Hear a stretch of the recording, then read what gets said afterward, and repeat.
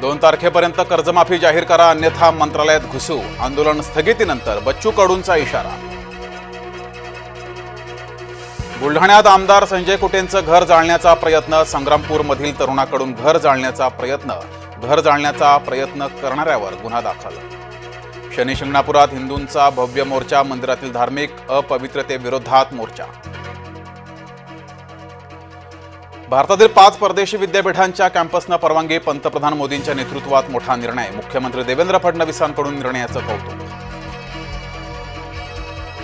गोवंडीत शिवाजीनगर भागात hit and रनची घटना. डंपरनं 3 जणांना चिरडलं. डंपर चालक पोलिसांच्या ताब्यात. अंबरनाथमध्ये हॉर्न वाजवण्यावरून वाद पेटला. भर रस्त्यात अनेकांवर तलवारीनं जीव घेणा हल्ला. दुबईतील गगनचुंबी इमारतीला भीषण आग. इमारतीतून 4000 लोकांना बाहेर काढण्यात यश. सुदैवानं कोणतीही जीवितहानी नाही.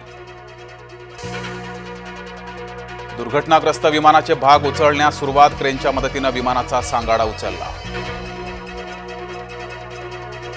पालखी मार्गावरील दिवे घाटात पावसामुळे चिखल. 2 दिवसात राडारोडा हटवण्याचे अजित पवारांचे आदेश.